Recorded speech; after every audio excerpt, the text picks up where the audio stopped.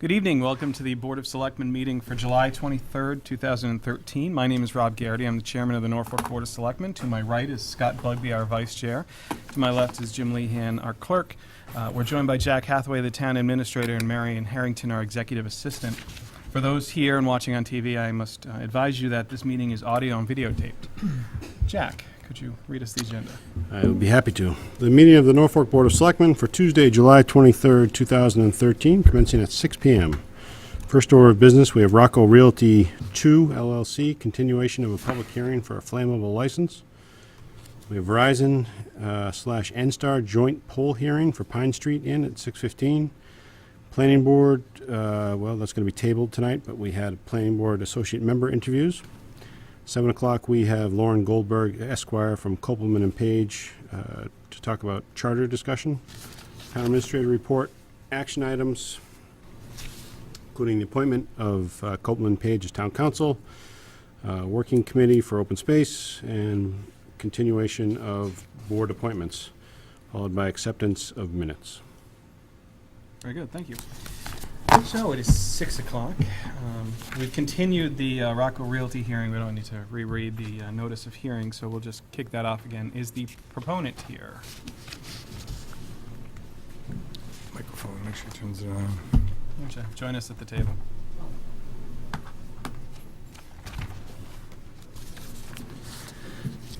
My name is Evan Wilmarth. I'm the owner of the Dover Land Surveying Company who prepared the plans for Mr. Quayardi concerning Leo's Landing and the gas station. I do know Mr. Quagliari will be here in approximately 5 minutes. He's running a little bit late. I do apologize because I was given the wrong date for the first hearing, so that's why I was not present at that meeting. Okay. So we had the fire chief here for the first meeting. He went over the basics of it. Are you familiar with the tank construction? Not completely about it. I do know that the majority of the requirements of the tanks are that they be minimum double-walled with alarm systems in between the structures in case of any leaks or anything. As part of your surveying, did you handle any of the hydrology of the area? So if Yes. there were a leak, do you know where it would end up? I did all the soil testing for the groundwater and the septic system and the drainage and everything. And basically, the majority of the groundwater flow runs almost perpendicular to Route 1A. Mm-hmm. So it would go directly across the street down into a general depression. You're the high spot. Yeah. Gents, did you? Nice to have you here. A couple of questions. 242 Dedham Street, is that a residence or a commercial location? It's actually both. Back probably in the 40s, it was strictly a residential home that I believe it was somewhere around 1954. The home was picked up and moved back, and then a commercial addition, two-story commercial addition was added onto it. And that the entire structure now is going to be raised with a new building set back about 170 feet from the, about 140 feet back from the street. So it's not occupied at this time? Mr. Conlon, I do believe still, even though he does not live there permanently, full-time, I do know that he still visits the house on and off. Okay. These tanks located in front or back? They're located in the front of the building, off to the Sharon's Ave side of the parking lot, so that the tank trucks that come in, they'll be pulling in off of 1A, going to the right of the gas pumps. They will be, the trucks will just pull up Okay. and then unload right there. I don't have any questions. One more question? Yeah, sure. Precautions against spillage? Well, around the gas pumps themselves, there's the concrete barrier that's mandatory for all gas stations. Those are. Oh, sorry. This, Oh, Well, that's unusual. yeah, usually you're not close enough. That may Usually be we a get first. yelled at for not making enough Yeah. sound. We're usually too far away. I mean, the positive barrier around the gas pumps themselves are typically designed to handle a minimum of 5 gallons worth of spillage. If anyone's pumping their gas and ends up over pumping it, or they pull the handle out too soon, the concrete is notched and it's specifically designed to handle a minimum of 5 gallons. As far as spillage, where the tanks unload, that there really is no precaution on that. It's just that they pull the hose off the truck, they stick it in the ground, Is what it fill up is. the tanks, and that's it. I hope they turn it off before they pull. And I know this gentleman has a concern, but leakage, if there's leakage in the tanks? As I say, there are minimum 2-wall tanks. And in some cases, they're 3 walls. I do know they make those. And as I These will say, be in between, These will be 2? to the best of my knowledge, Okay. they propose it too. And in between each wall is an airspace with sensors, so that if there's any indication of any leak from the primary tank on the inside, then the spillage will be immediately picked up by the sensor, and the entire place will be shut down until they determine exactly what the problem is. All right, great, thank you. I'm all set. Do you have your site plan approval yet from the planning board and special permits?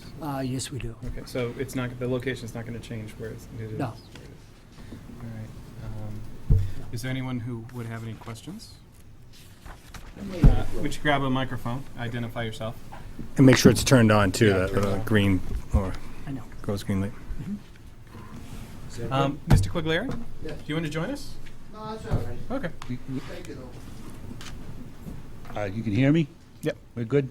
My name's John Walsh. I own the property directly across the street. There's a Tudor building, and right directly across from the property, there's a vacant lot that I also own. And my question is, what happens if, for some reason, you go out of business and you wind up with 24,000 gallons worth of gasoline sitting in tanks with nobody responsible for it? Well, I'm sure primarily if the business was to go under, one of the greatest assets they have on site would be the gas, which is now worth $3.50 a gallon.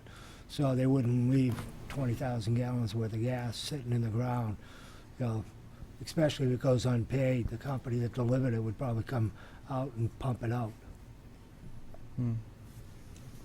So there's no bond or anything that has to be put up in case of a spill, in case cleanup needs to be done? Well, under the state law, there has to be an emergency contingency plan in case of any type of spill, whether it's, 2 gallons on the pavement around the pumps, or whether it's, 50 or 60 gallons, because they pulled out the supply line too early, or if the tank ruptures. They have to take daily readings on the tanks, both morning, noon, and night. And if there's any variation in the level of the tank, then that automatically has to be reported to the DEP. Any spillage on the ground automatically has to be reported to the fire department, to the best of my knowledge. Okay. All right. That's the question Doug had. All right. Jack, if we had any further, Cole is still fine? Okay. All right. Any other dialogue? Any, Okay. any other comments, questions? I will make a motion to approve the license for a flammable, to approve a flammable license for, I think I said that correctly? Flammable storage. That's fine too. For Rocco Realty 2 LLC, Second. Post Office Box 657, Walpole, Mass. Sorry. Second. Motion's been made and seconded. Any other discussion? Nope. All those in favor say aye. Aye. Opposed, no. The ayes have it. Great. Thank you very much for coming in. Thank you. Thanks, good luck. Thank you very much. Thank you. Thanks for coming back. Thank you. You're not going to leave now, are you, sir? Let's go. Yeah, Okay. always welcome.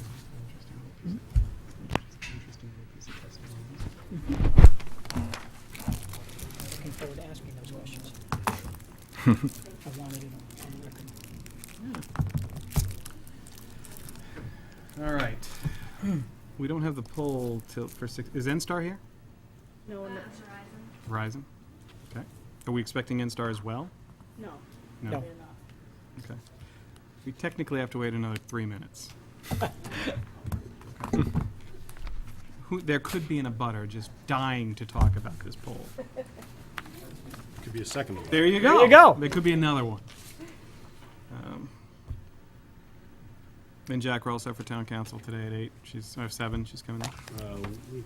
Marion's talked to her in the past, and I left her a voicemail today, so Okay. she called me yesterday saying she was coming. That's good enough. I just gave you a Oh, yeah. notice from Mr. Doherty and partners that Jane Newton, I guess in this case, has a purchase and sale agreement to sell 7.8 acres on Fruit Street. So this is with the intention that the new owner, is going to convert part of that property into, take it out of Chapter 61A. And so this is their notification to us in case that they're required to do.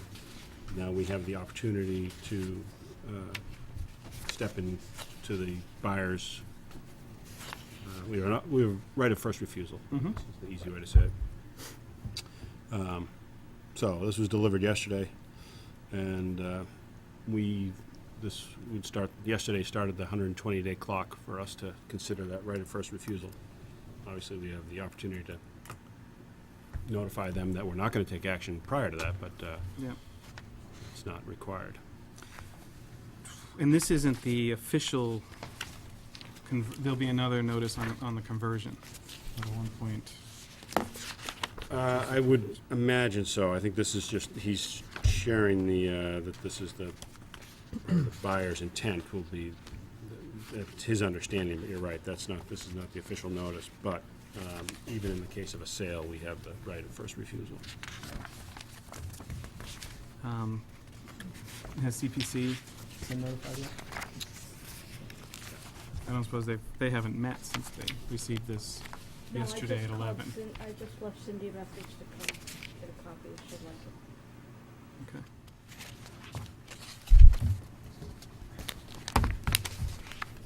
Any questions, enough. Jen? No question. I think we should hold off doing anything until CPC is Well, have the opportunity to look. I don't. Did I miss it? I didn't see purchase and sale agreement here. Did I? It's right in there. Is it there? That's it. Did I Yeah, go third right by page. it? Yeah, third page. It's the third page. Starts 240. Oh, there you go. There it is. Okay. 240,000. Let's say 7 acres. Well, I mean, I have an opinion, but the opinion can wait till we hear from CPC. Just because I love to say things that I shouldn't. I mean, my opinion is to let this go. But I am curious about the conversion. So you got to keep part of it. They're going to keep 5+ acres as forested. That is their road access. Do you have to have a management plan if you do it as forested, Jack? Or can they just grow trees and say, well, it's forested? No, you have to have a certified forestry plan. Okay. So you have to have, and you have to file that. You have to have a forestry agent. All right. Well, I don't think you Obviously, 5 acres is. I don't think you said anything that is inappropriate. I know this piece of property very well. I know there are already some initial conversations on it, and I agree with you. I think we should pass on this piece of property. We'll give CPC. This is not, for folks at home, this is not the farm. This is the land along Fruit Street. On the corner of Fruit and Right. Cleveland, It on the opposite side of the road. it really has no value or benefit to the town. the farm is an entirely different discussion, an entirely different issue, but this small 7-piece of property does not, in my view, provide any benefit to the town. Yeah, it's a really, I guess he uses it for his late corn. It's a very wet spot. Not an ideal parcel, so, all right. Raises an interesting question, though, on lots 2 and 1, though. Yes, it does. Because those will have to be converted out of Chapter 61, because they won't be big enough to be, Yep. Any idea on what the back taxes will be? no, Can't be much. can't be that much. The difference in the, It's not. always amazes me how little the difference in the No, taxes is. you wonder why they do it sometimes. Yeah, I agree. But anyway, that's it. 6:15 Okay, Okay, it's 6:15. 6:15. for thereabouts. Clerk, do you have a notice of hearing? I don't. Wasn't in the packet. Right behind me, yeah. There we go. Well, That looks like close enough. Oh, that's a petition. I have that. We have a petition from Verizon New England, an NSTAR electric company, requesting permission to relocate poles, wires, cables, and fixtures, including the necessary anchors, guys, and other such sustaining and protecting fixtures to be owned and used in common by your petitioners along and across the following public way or ways. Pine Street, on the easterly sideline, place mid-span pole number 7 1/2, approximately 93 feet north of existing pole number 7. All right. I think that will do it. And you are? Yeah, why don't you come up?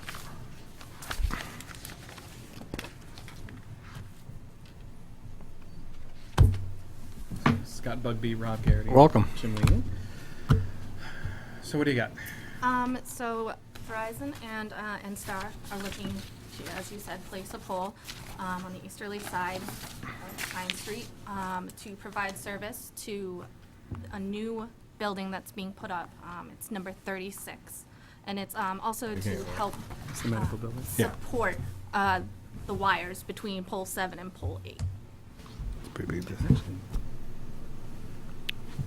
Okay, so pole 7 stays. Yes, they are both staying 8 and 7. So 36 is actually the car wash. Is it the car wash? Valley's on the right on this. It probably is the car wash right across from That'd be- Valley, right? Yeah. Yeah, that would be the car wash. I don't have any questions. Scott, do you? No? How long will this take? They would probably let you know once it was approved. They would send you a notice Okay. when they would start and everything like that. And this is a one-day kind of thing, though, once they actually... I'm not quite too sure. Mhm. That's something that they can, I can find out for you. Will- Here. Will it include any power interruption? No. Okay. Jack, did you have anything?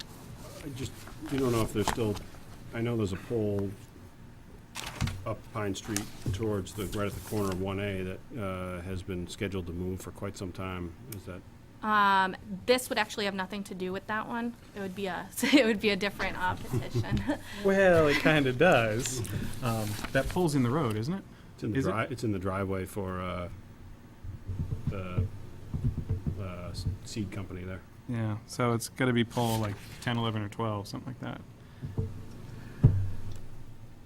This would just be actually just, Put it on the, But we Pole. would like the other pole oh, okay. gone, Okay. or moved, or whatever it has to. Okay. Okay. I can inquire about that definitely. That would be great.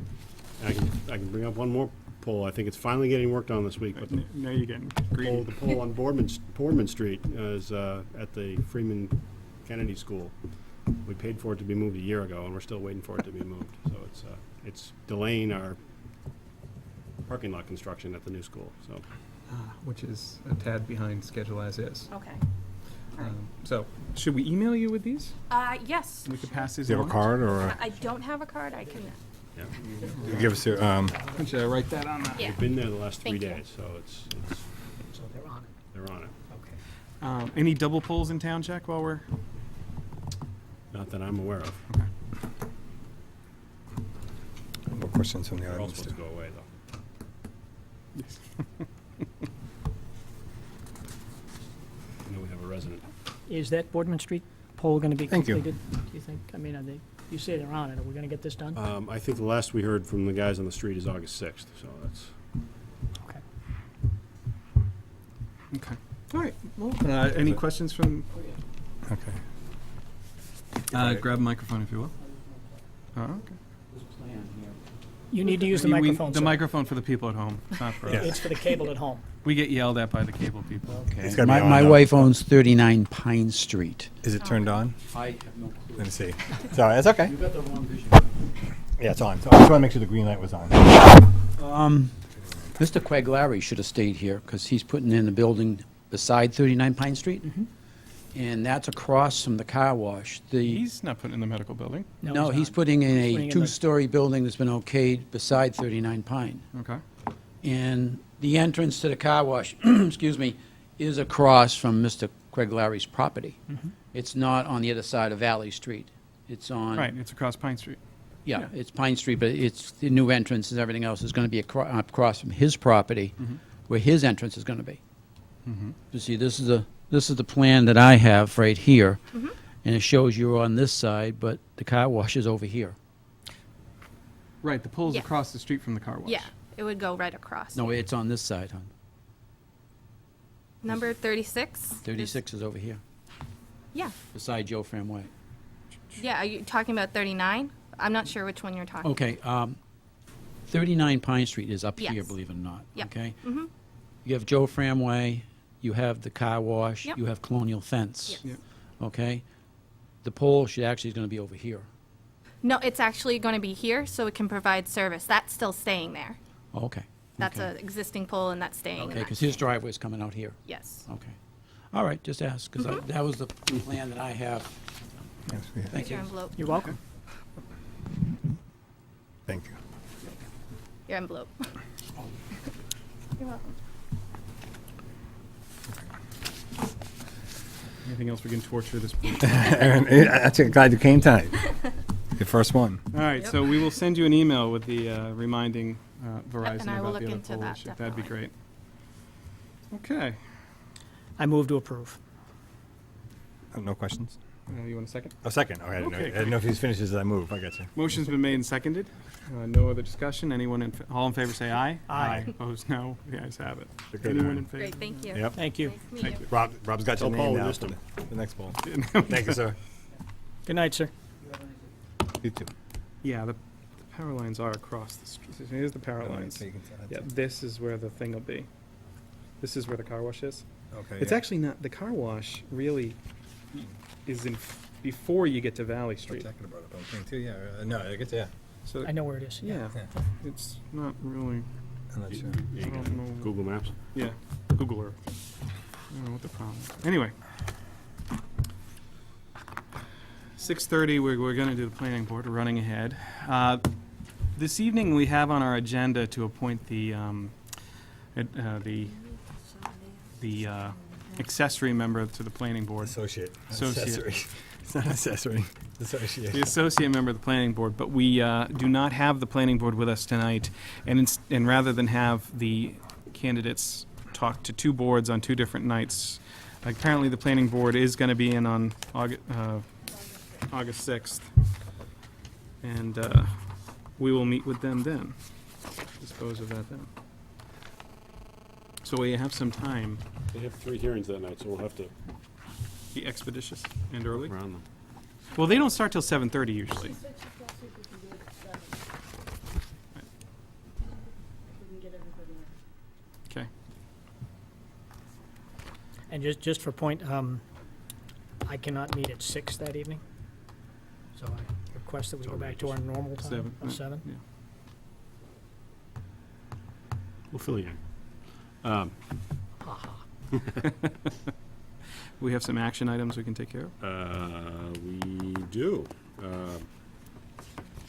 As you know, and we're going to have Lauren Goldberg from Kopel and Paige in a little while, who is one of the managing partners, but we've had a change of, an organizational change at Kopel and Paige, and Joyce Frank has left the firm.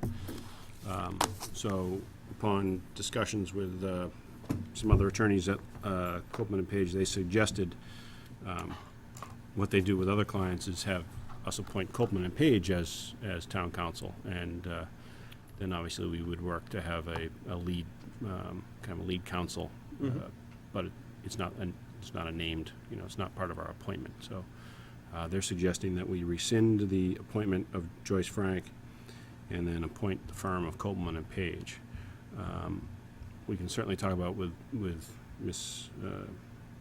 Goldberg as well, but I did have conversations with Kay Doyle, who said that she's had internal conversations and they've asked her to put her name forward as kind of the lead counsel for Norfolk. And I know, I haven't talked to all of you about it, but I know at least there are some people here, and both town hall employees, and I think some of you, I think, are in favor of that, but I don't think anybody has a problem, No problem, no.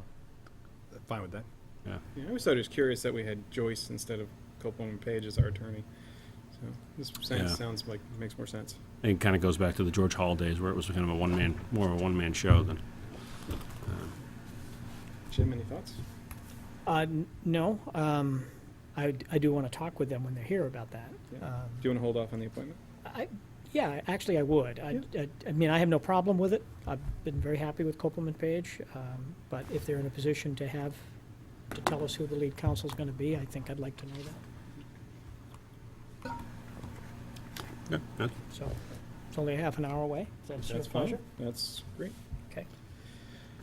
one of the other things action items that we talked about doing tonight, and I know now with the change in plan on the planning board associate member that you may want to reconsider this as well, but I think we had some discussion about having a working committee that was going to kind of focus on open space, and then originally kind of, I think more specifically, on Jane and Paul's farm.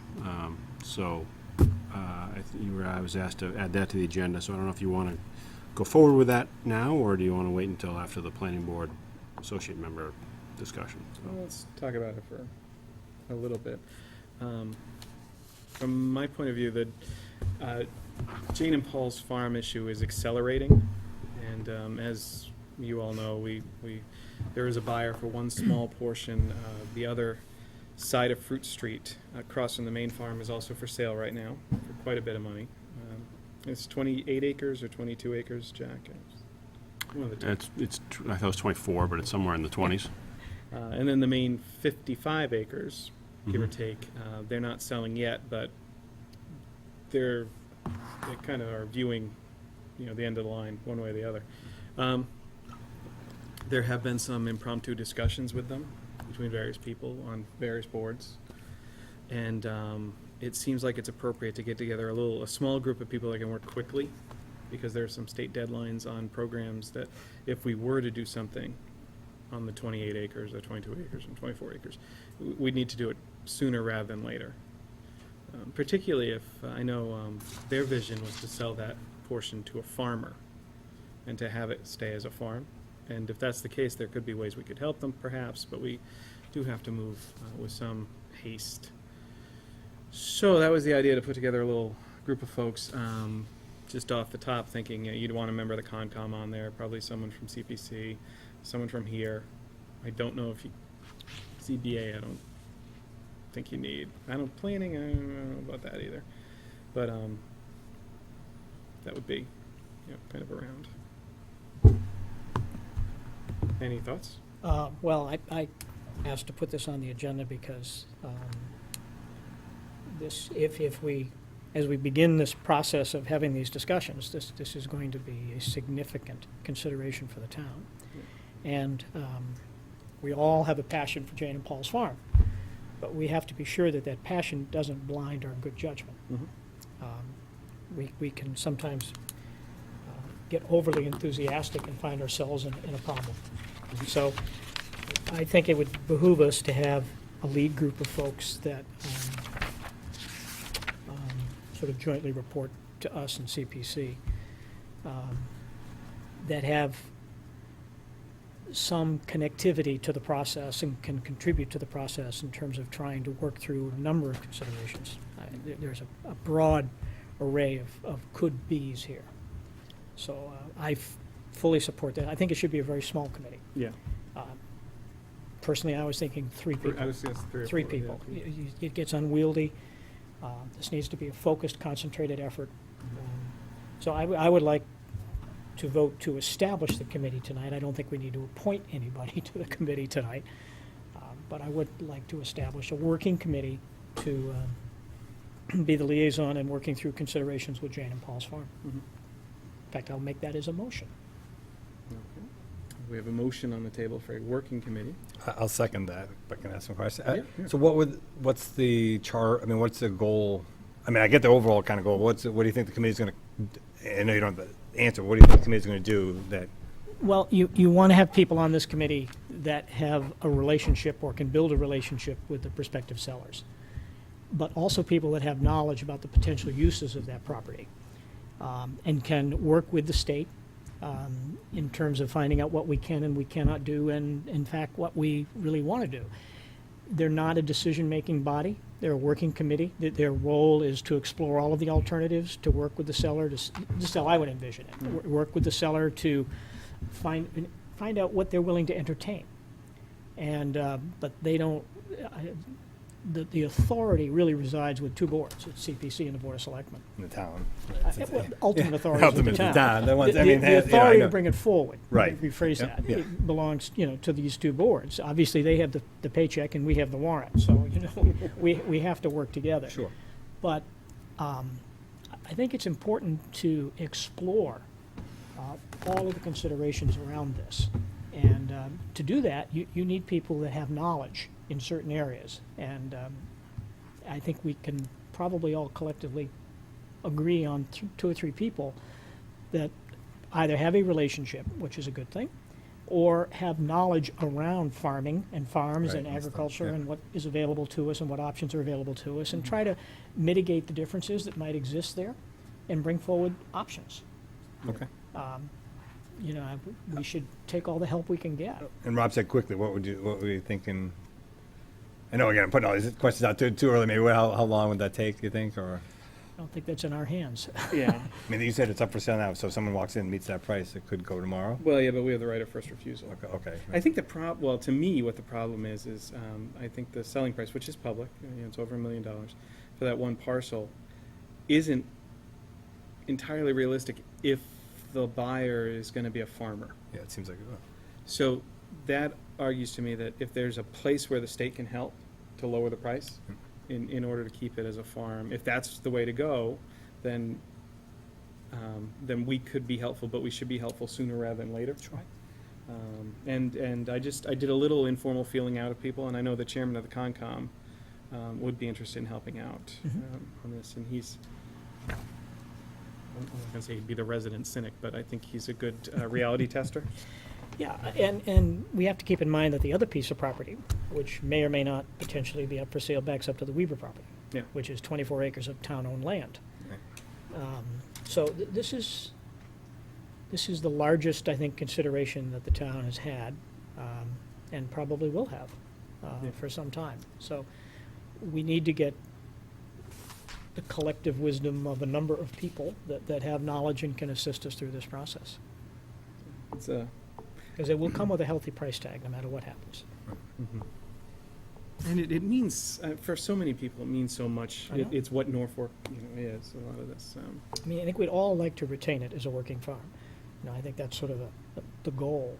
But the how, Yeah, it's the a how, good yeah. wish. The how Yeah, becomes the yeah. question. Is And it at what price? feasible, right, at what price? And is it financially viable to all parties? I mean, they're A lot all of open-ended questions, questions. That's fine. There is actually the state, there's a state official who will be doing a site visit at the end of July. They've talked to the landowners, and I know about the meeting. I think, Jack, you've been contacted, I didn't have a conversation with her, but she did reach out to me. and I know you I'm know aware about of it. it, yeah. So, July 30th in the morning. But it's not a big public to-do, it's just... This is a tricky one, too, because the potential sellers, or the sellers, do want to retain some degree of their privacy. Yeah, even this notice that we received today asked us to contact the attorney, not. Do you know the time? What time? 9:30. At the site? Well, it's good that the attorney's a Norfolk person too, so Yes. keep this all in-house. Family. This will keep us busy. All right, so we have a motion for a working group. Second. Made And let me, seconded. if I may, just amend it Mhm. to be between 3 and 5 people. 3 and 5 people. Okay, Seconded. second. Motion's been made and seconded. All in favor say aye. Aye. Aye, opposed no. The ayes have it. Sort of sense of the board vote. It doesn't really start up the committee, but. So are you asking for volunteers, or you just going to pick them? Not yet. Nope. We have some minutes, Jack? Or we have some Minutes of June appointments. 25th. Oh, we have the appointments that are listed in your back of your packet.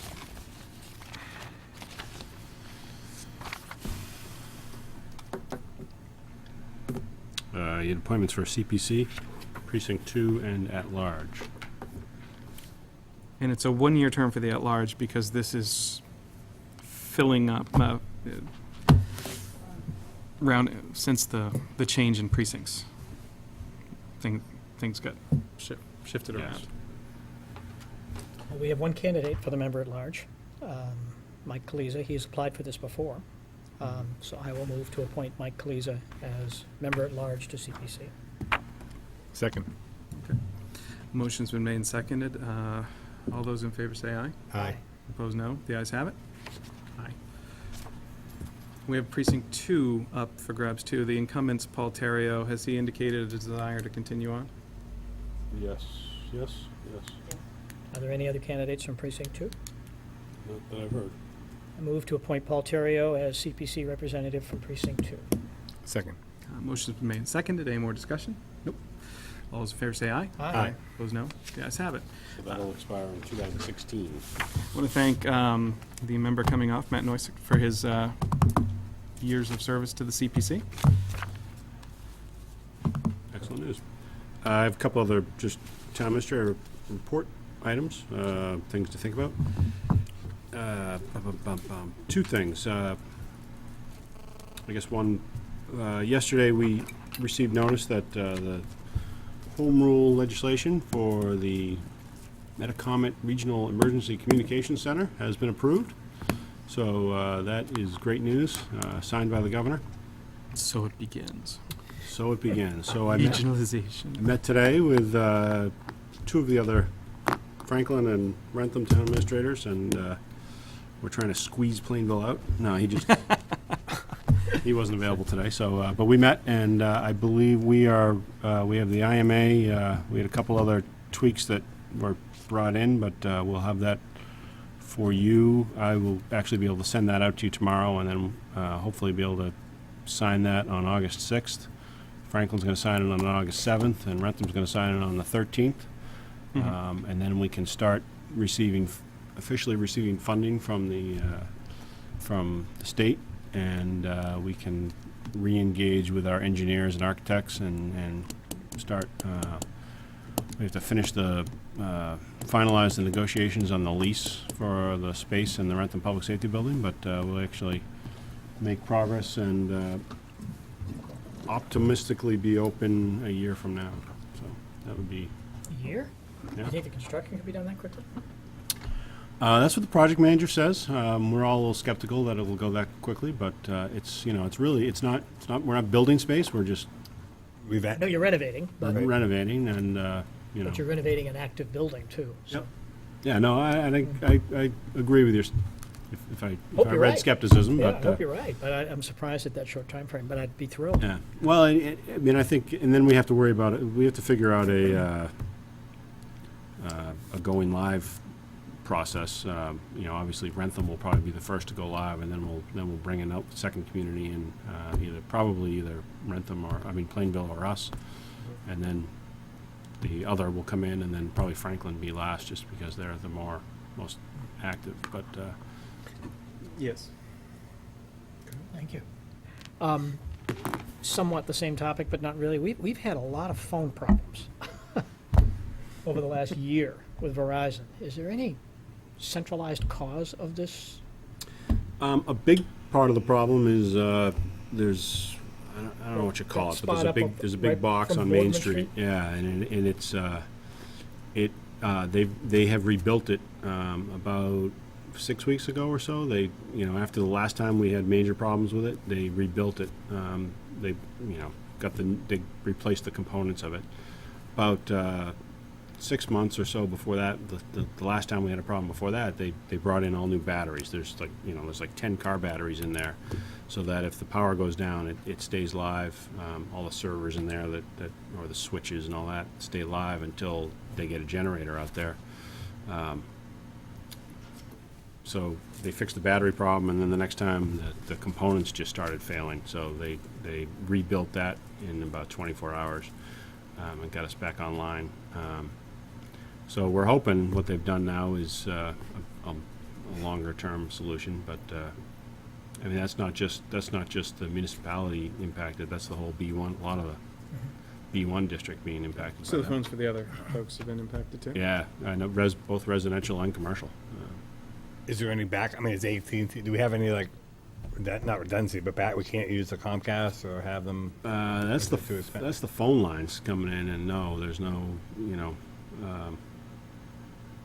I mean, I think when we build the rec, we're gonna obviously look at a whole new communication structure coming in. And we're actually talking about having fiber between the 4 public safety buildings, and that'll give us some redundancy and be able to move data over, and even phone data over the fiber lines. But they're I mean, obviously getting way out of my expertise quickly here, but Do you have a dead power phone here?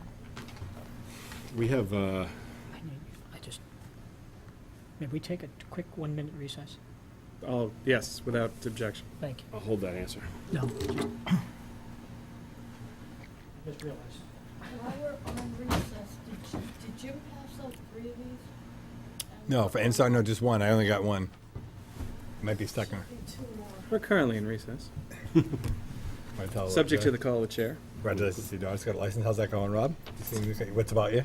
I figured you're going to talk about me now. I think we're still on TV. Yeah, no, that's Yes, right. my Yes. daughter is currently driving, and I have encouraged the local constabulary to say hello to her. I think she needs to get used to seeing blue lights in the rearview mirror. It's always a good experience to get it done early. Yeah, early and often, like Rob did.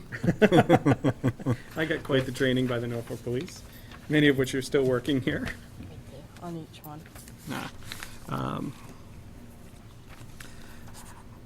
She was told by the instructor that it was the best 3-point turn that he had seen that day, and he had done 14 tests already. Wow. Yeah.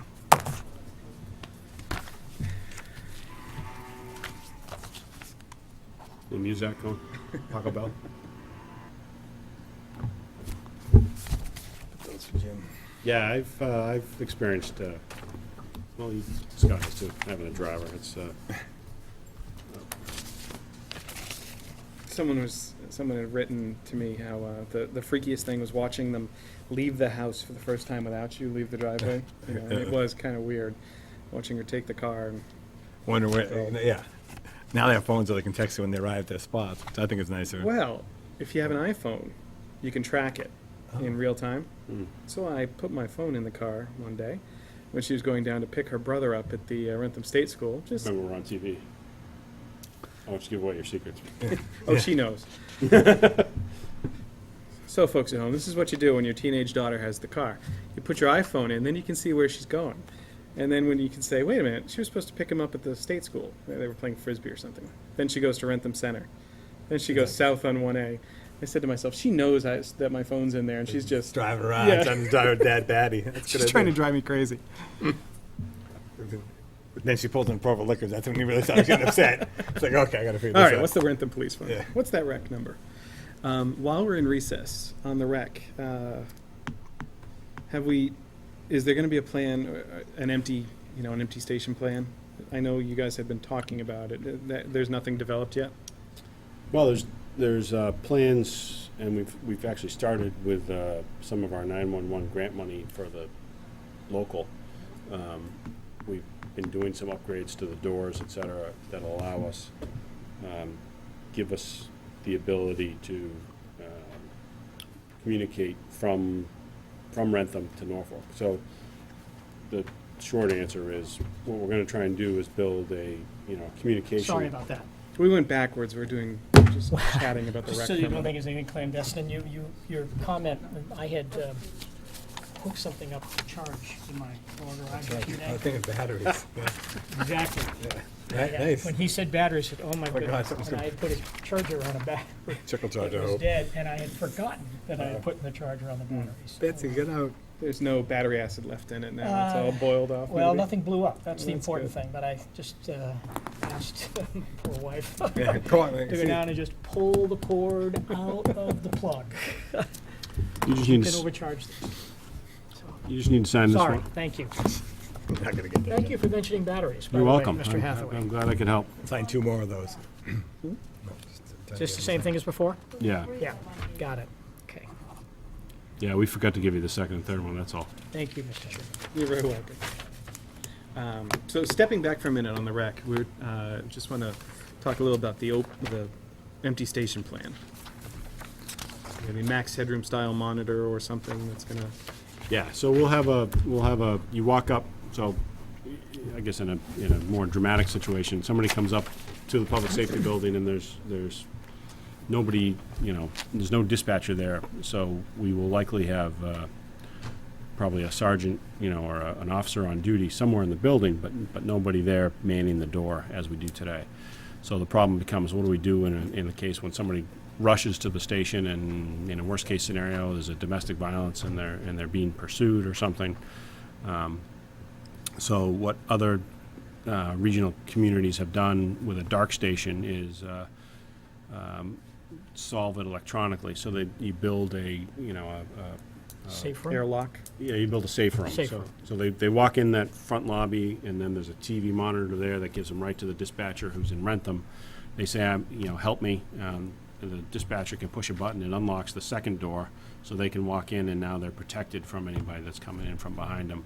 And the dispatcher, obviously, at the same time, is dispatching a police car who would arrive at the station, or an ambulance if it's medical. And we'll most likely have fire staff there. Right. Like you're right. Likely we would, so that people could come from the back rooms or wherever they are doing office work that they might be doing at the time. So that's the plan. That's it's worked in other communities. Some communities haven't felt comfortable with that and have wanted to go forward with having somebody sitting at a desk 24/7. I don't. To me, that's. I think that's financially not in our best interest. And if this comes at a parallel time with the complications of dispatching anyway, I mean, the EMD, the emergency medical dispatching, is coming online, so that if, in the case today where a dispatcher gets a call that's a medical emergency, he or she has to stay on the call and really can't be multitasking, which we asked them to do today. But they have to stay on that call. So if somebody comes to the window, they're really not supposed to break from the call and deal with that. So we have this problem kind of in a way anyway. So this is just another way of solving it, and we think having 2 or 3 people in a room together where they can, as a team, multitask is a better solution than having one person all by themselves trying to watch a prisoner, trying to answer the door, trying to answer dispatchers and answer the 911 calls. Very good. Now that we think this is actually going to be a reality in the next 12 months, it rekindles, and a safe room is not something inexpensive to build, so it rekindles the entire issue of that public safety building. Yeah. We're going to have to address this. I Yeah, know it's a painful conversation because it involves a major investment, but that we're throwing good money down the, bless you, or cough you, I guess. We're throwing good money down the tubes here and doing any major renovations to that. I agree. I mean, I hate to spend the money too, but I know that building is just for a long list of reasons is inadequate, and with just talking about HVAC is not the most critical thing in the world unless you're working there every day on 8-hour shifts. You have an air quality issue. I mean, there are a lot of things that are Storage Major of storage of evidence, storage of munitions, all issues. Just quality workspace for sergeants or officers that, there's a tremendous amount of paperwork that they're doing when, they're not, unfortunately, we can't have them sitting in a car or patrolling in a car 8-hour shifts. They're also back at the office filling out reports or doing research, and we need good space for them to do that. And today we don't have that. We honestly don't have that space. We have people sitting in a room kind of sharing a desk, like those kind of funny commercials you see on TV. Well, we just have to get it back on the radar screen and reconvene that group and take a look at alternatives. Yeah. And the good news is the rec will save us money in the new building because Right. we won't have to build a dispatch center. So it's good news. Thought I heard somebody come in the room. If you want me, I can keep going on a different topic. So I will get you the IMA. I've been told I'll have it tomorrow, so as soon as I get it, I'll get it to you. And then if you have any questions for me, certainly we can try and work those out before we get to the meeting 2 weeks from today. Mr. McGee and I are continuing to work on a number of different things. As you know, I'm sure you know, Seekonk is now, in terms of asphalt anyway, complete. I think it came out outstanding. A lot of work going on. I spent some time down there last week. Really, I was delivering water and Gatorade to the guys on the 95-degree days, so it was good to go down there. But I saw a lot of the prep work that the art guys go in, and they're constantly staying ahead of the asphalters, the paving crew. So that was it was impressive to watch. And Mr. McGee and his team deserve. I think they did a great job, and that came out. I know they finished up to Cleveland Street today. So I yesterday. agree. I drove down. They did a nice job, and they did it timely Yeah. in some difficult weather. So he's got he's got 3 projects coming up. The Miller and Myrtle intersection that I know Mr. Tomaszewski is anxious to get done.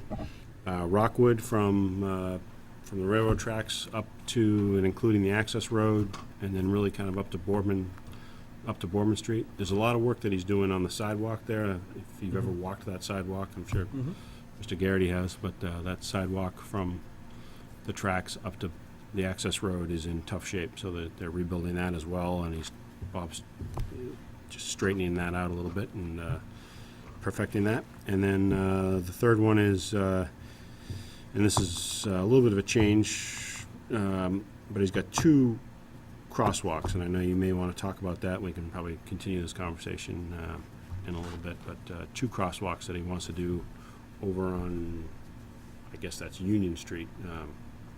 So on the far side of Town Hill. Front of Daly's.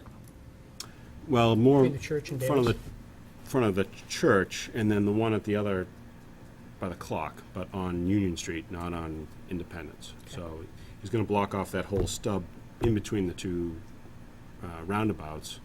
And the idea with to do them both at the same time is to save on detail money and get the road crew out, working on 2 areas that are side by side. And try and get those done at the same time while he has that whole intersection blocked off, and then you do. That was actually an easy one. You do a detour, so you just cut off that whole section in front of the Federated Church, between the church and Town Hill. So that'll be closed for a couple of days, and people just detour over to Independence and Liberty Lane. Okay. I'm going to start a hysterical rumor. We could say we're de-trafficking that road and turning it into a walking mall. Can if you want to. We'll see what Norfolk net blows up with that one. Make it a greenway. We're kidding people. Just speaking of Norfolk Net, just a point of clarification, there was someone that was upset that we put bricks in there to begin with, and just those that probably don't remember. That was a state project, one we didn't get a vote in, and that's what they wanted and what they decided and what they paid for. And I Even though we made efforts to not do that, the state wouldn't allow that. So we're basically fixing what we didn't want. And there were comments about the money. What is it? Money sucking roundabouts. We had a perfectly good 4-way stop, and I don't know how you define perfectly good, because the accident numbers are stunningly different from what they were when the four-way stop is in. And I speak from some experience because my 16-month-old kid was in a car that was T-boned in the middle of that four-way stop by a drunk driver who decided not to stop at the stop sign. So I think a little, historical perspective. I agree. And Those, before that, the blinking light was no picnic either. The blinking light was terrible. But, I know people abuse the roundabouts, but, I mean, it's very annoying to be waiting to go on and have someone just coming on a straight line without any slowing down and just going right through there on you and, then, all of that. But if Chief Stone were here, he'd tell you that the statistics are significantly more favorable for the change than they were for either the blinking light or the stop signs. I got hit there, too. I think we'd like to, and this isn't something for this year, but and probably for next year, if we can find it in the budget, is to raise those inner circles. And Thought create that was create the a plan. lift. Wasn't Yeah. that the plan? We're, Yeah. That forces them That's to gonna go. happen. Yeah. So that'll, people will. Yeah, well, it forces them to go wide and forces them to slow down. Yeah, because people still go straight across. They Yeah. don't get it, but. I think we've been joined by Attorney Goldberg, if I'm not mistaken. Welcome.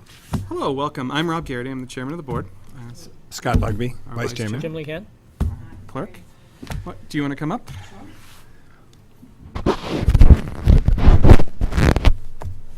Welcome you. to our meeting. Thank you very much. You had asked me to come tonight to talk about charters and charter adoption and different processes, so I'm happy to talk substance first or process first, whichever you would prefer.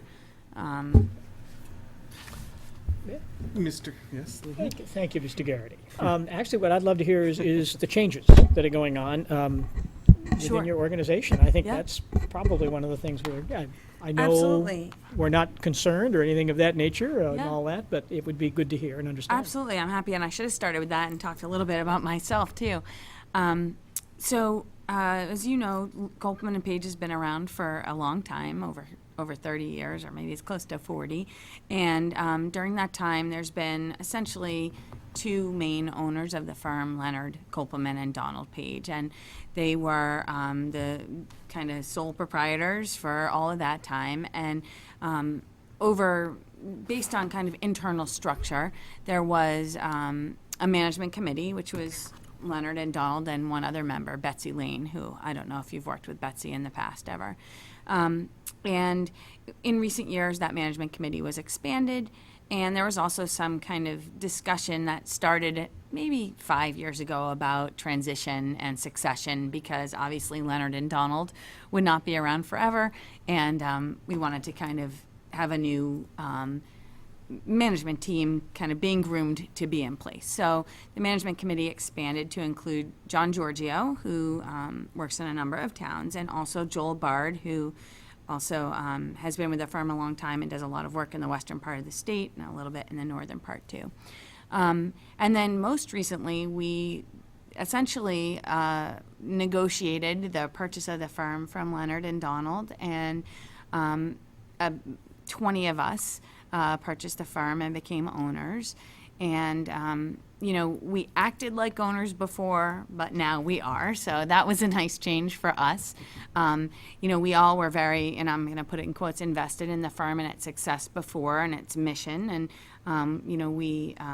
we all felt very strongly that the work that we do is really important and meaningful. But it's different when you're an owner as well, and so that's nice. It's a reminder to all of us of why we work so hard. And as part of the new purchase of the firm, there's a brand new management committee, which included 2 members of the old management committee, Leonard. It included John Giorgio and Joel Bard, and then also 3 new members, myself, David Jenkins, and Jonathan Silverstein. And I was elected as the managing attorney. Leonard's still at the firm, but he just has a different role now. And most recently, as I know that you had primary contact of Joyce Frank, and Joyce decided that it was time for her to move on. So Joyce has left the firm at this point. But the way that our firm is organized is intentionally the fact that we have kind of multiple attorneys who are familiar with the town and its activities, its bylaws, the cases that are going on. And so there really should be a seamless transition in terms of management of legal services. But who your primary contact is a choice that's up to you. We don't dictate that. We may make suggestions, but you always have the right to choose. And if at any time you decide, gee, you're not comfortable with who your primary contact is, or you really like working with a different person, then, and I used to joke and I'd say, just go over my head to Leonard. But now, you can always talk to the person who's your primary contact and tell them it happens in towns from time to time that a particular board or administrator just doesn't get on with the person who was the primary contact, and they choose a different person, and that's fine with us. We don't take it personally. It's a matter of personalities and what works, and so that's really where we're at. The structure of the firm really hasn't changed from pre-January to now. It's just that, there's kind of more people invested in a good outcome. And then the other thing is that, our concept of being a full-service law firm with expertise in various areas remains exactly the same. Your team remains the same. And the only time that would change is really if a different matter came up that required attention from a different person. I'm an election lawyer, so if you had a recount, you'd find that you'd hear from me quite a bit while you went through the recount. But when you're done with that, you might be done with me for a while, or at least you'd hope you never have to deal with me in that situation. But there's, like if there was a solid waste issue, you'd have maybe a person with solid waste expertise come on board for a while, help you out with that, and then when you were done with them, move on. So it allows you to not have to spend money on outside counsel, but at the same time get a person that has a lot of expertise in a particular area. And the other benefit that we see to that is it's not as though it's someone coming in from the outside who doesn't know anything about the way you operate, what your issues are, et cetera. It's somebody who's able to say to the primary contact or to the person you've been working with closely, so tell us what's the background of this? What should I know? What's unique about this town that makes it different in terms of how we're going to approach this negotiation? This isn't just any solid waste negotiation. It's negotiation based on these issues. Was that not how it was done in the past, though? I guess It was. It It is. So really okay, hasn't okay. changed. I No. didn't get the impression it did. I just Yeah. didn't. Yeah, we It- probably have about 6 attorneys Right. that we Yeah. deal with on a fairly regular basis. Yep. And I will tell you, I'm a member of the Municipal Housing Trust, and we've dealt with, I think, 2 or 3 different people under did, various too. considerations associated with different real estate and agreements and things of that nature. Yes. So the breadth of your firm has been very helpful. Good. But what has been nice is to have a single cell phone number in the phone Yes. that when we need to talk to someone, we have a name and someone we know and someone we have a relationship with to go directly to. Now, they may in turn, has happened many times, directed us to other resources. But do you have any recommendations as to who that might be now that Joyce is gone? Yeah, well, I wanted to talk to you about that because, as I said, it really is up to you. I know that Kay Doyle, who is a resident of the town, is a person that is very involved in providing legal services, and she does know what's going on, and she and Joyce worked very much as a team in terms of kind of being the main contacts. And Kay is willing, ready, and able to step into that position. The issue, if there is one, is that she is a resident, and so there could be times when there are things that she may not want to be involved with, or you may not want her to be involved with, and that's fine. The other person I know that you've worked with a fair amount is David Dineski, and David is an excellent lawyer, and he also would be willing to either step forward and act as a primary contact, or if you chose to have Kay as your primary contact, to have him as your backup primary, meaning if it's something that Kay can't, shouldn't, doesn't want to deal with, then David would step in and be that primary contact. And if neither of those people were people that you felt, that you really were interested in pursuing, then we would kind of go back and take a look at who's done a lot of work here and talk to Jack and talk to you, see about if there's someone else that you would prefer. Definitely, I believe that there should be a cell phone number available to you of one person who you deal with all the time. That's something that you really do need, and it's the comfort level for you and for us. on both ends, it's good to know that there's a go-to person and that there's a way to get access when it's appropriate. So certainly, that's where we had been thinking that things would go, Kay with David as a backup. But again, if you'd rather kind of have us go back, put our heads together, and come forward with some other options, come down and have another meeting, we're happy to do that too. Mr. Lehan? I've had the pleasure of working with both of them. David's helped us quite a bit on the Municipal Housing Trust. And Kay has been terrific. She's attended our town meetings. My only question to you is really one from Kay's perspective. Is she fully comfortable? It's not unusual to have a resident represent the town. I mean, I know that happens frequently. So Sure. it's, at least speaking only for me, it's of no issue whatsoever. And I'd be personally very happy with that because of just my experience with them, but I don't know how the others feel. No, I think it's great. Like I said, to have someone that knows our town, part of the town, so, I mean, I think I have no problems. Yeah, I think all the decisions that Kay did with the ZBA are all gone and dead now, so she won't have any issues with those. No, that's fine. I think we should appoint Kopel Paige because in case, Be fine. Kay left. The practice areas are going to remain the same? I mean, Yes, our practice areas we have been developing a green energy public transportation practice. is John doing that? John Giorgio is part of Yeah. that. Rick Run Holland. MMA energy Yes, thing with them. yeah. Rick Holland, I don't know if Oh, you've yeah. worked with Rick, so Rick as well. And, we do have a fairly sizable regional transportation authority practice, so we've been developing that, and that's kind of, a new pet project of a number of people. But other than that, our practice areas have been pretty stable. And just municipal clients still? Municipal and public, the RTAs, some housing authorities, sometimes will represent, another type of public entity, but I'd say 98.5% of our clients are public clients. Okay. So. Do you feel comfortable with the? I would say that's a decision if we're in agreement. Yeah, and I'm very comfortable with Kay. She did night 2 of our town meeting this year. It was great. Yeah. So.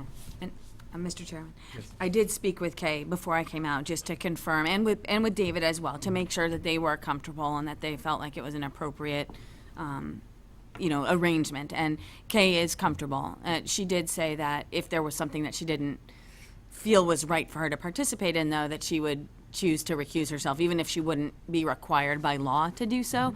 And, I think that makes good sense. I think that's a good decision. And so David, is aware that he would step up as primary in a situation like that. And obviously, he would be briefed. That wouldn't be on your dime, and he would be available to you the same way. So you get 2 numbers. So we have a decision. The schools have their own attorney. They do. Okay. Tom, is Tom still on the school committee? Yes. He is. Okay, so Tom is on our school committee. All right, well, I'll entertain a motion. Well, I move to appoint Kopel Paige as our town council. Don't we have to first rescind the appointment, or no, does it matter? Do we need to do that? Do we I need don't to know. formally I mean, we didn't, did we vote Joyce, yeah. All right, I move to rescind Joyce Frank as our town council. Second. Motion's been made and seconded.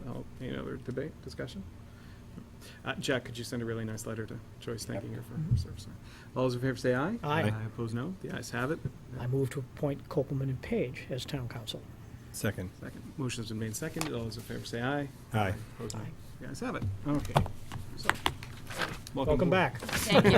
New business, as a new That was hard firm, work. you got some new business. That's good. You can go back to your partners and say, I just secured some new business. Be sure Kay knows that we do know where she lives. Yes, exactly. Yeah. Around the corner from me, so. There you go. He just doesn't have That is a cell shame.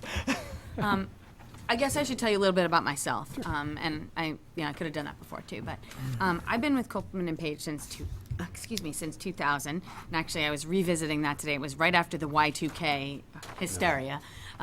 Before that, I had worked for the Secretary of State's office in the elections division. I was their legal counsel, and which is why I was so worried about the Y2K, what would happen to the state's computers. And then before that, I worked in the public records division as a staff attorney. So I started there in 1996. I went straight from the state side to Kopel Paige, and I actually called up Leonard Kopelman and said, I'm thinking of leaving and you better hire me. He said, okay, I'll do it. So I've been at Kopelman and Paige since then, since 2000, and I started off pretty much doing open meeting law issues because there was some overlap with the Public Records Division. And from there, started doing a lot more charter and bylaw revisions and drafting. I'd done a lot of that at the state regulations and statutes. And then I moved into town meeting, municipal finance, and became a municipal law generalist, basically. I don't practice in the construction area, or I don't do a lot of sewer work, but in general I do general municipal law. And this past year with the reorganization, I was elected to the management committee and also as the managing attorney. So it's been an exciting time for me, a little bit of a different focus, but I continue to practice as well. And one of the areas that I practice a lot in is the charter area. So right now I'm working with the Dedham Charter Advisory Committee on their charter and also their bylaw review committee on their bylaws. And but I pretty much have a charter something going at all times. And different communities do charter review or consideration differently. There's a statutory process to elect a charter commission, and some communities really believe that that is the only way to go. But that can only be started by a petition. And so it's not a petition of the Board of Selectmen, it's a petition of the voters. And so as a result, sometimes it's hard to get a charter commission going because it's really a grassroots effort.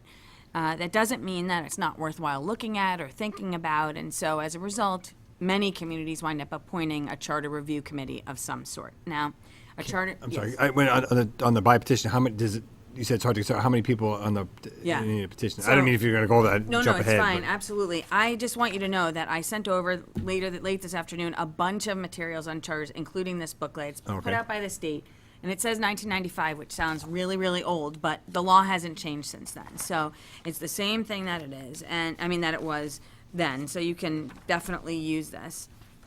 And it says that you have to at least 100 days before, and this is what the statute says too, but at least 100 days in order to do a petition, you need to have this petition be filed. And it has to contain the signatures of 15% Oh, of the okay. registered voters of the town.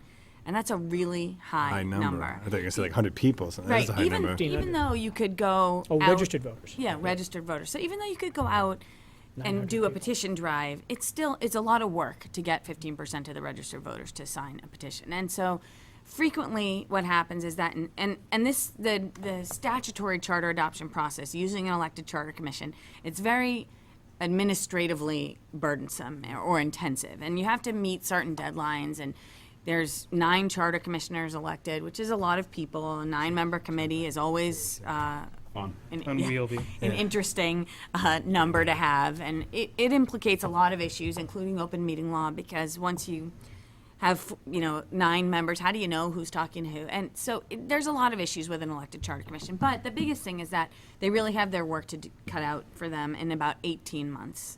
So it's a narrow set of time. It involves a requirement for a public hearing, and the charter commission, essentially they do a review, make some recommendations within 16 months. They have to publish that in a newspaper of general circulation in the town.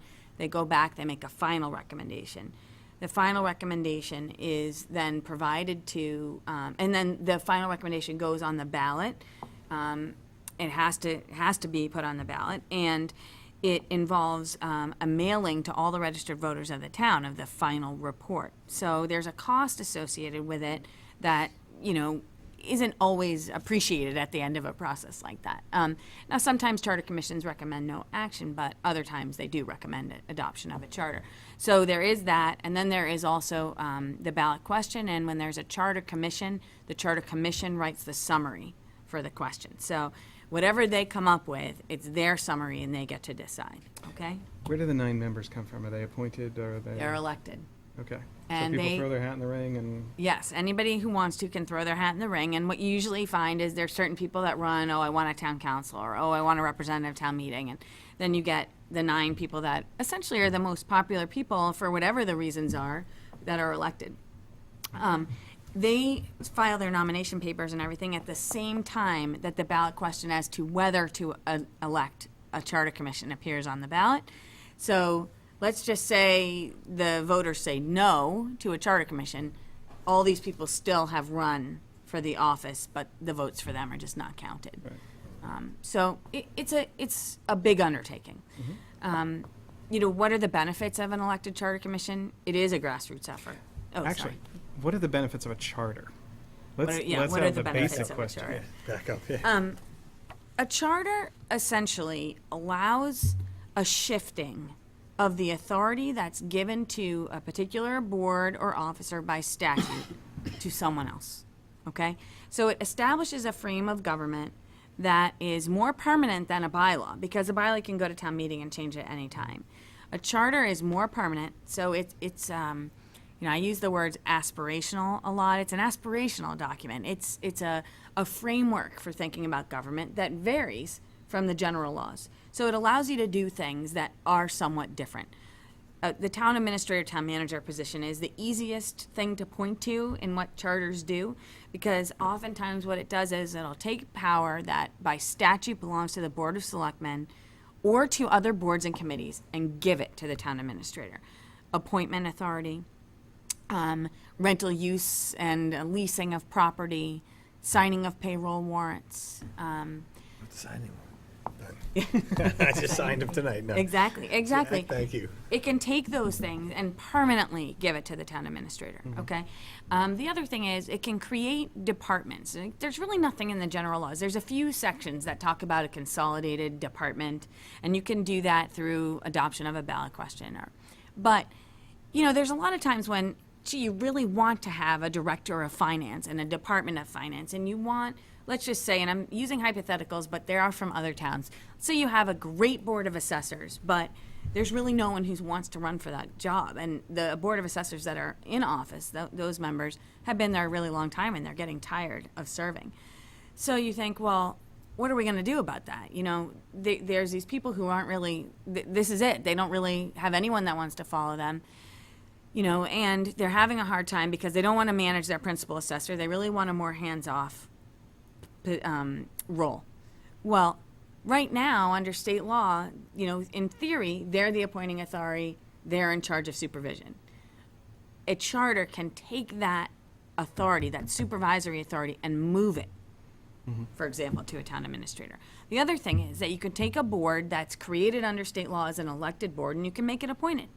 Or you could take an appointed position, and you can imbue it with some other authority and or make it elected. Now, some of that you can do under the general laws, but the risk is when you do that, you're doing it piecemeal, piece by piece by piece. And sometimes the voters go along with you, and sometimes the voters don't. And you have to get a home rule petition and a special act. You do all that, and you go back and forth, and you address, okay, again, I'll just pick something out of a hat. Since I was talking about the Board of Assessors, I'll keep talking about them. But I have nothing against your Board of Assessors, if anyone should suggest it. Let's just say you have an elected Board of Assessors, and you want to make that board appointed, and you want to put the Board of Assessors inside a municipal finance department. And every other municipal finance person, the treasurer, the collector, they're all fine with that. Yeah, we'll go into this municipal finance department, but the assessors say no way.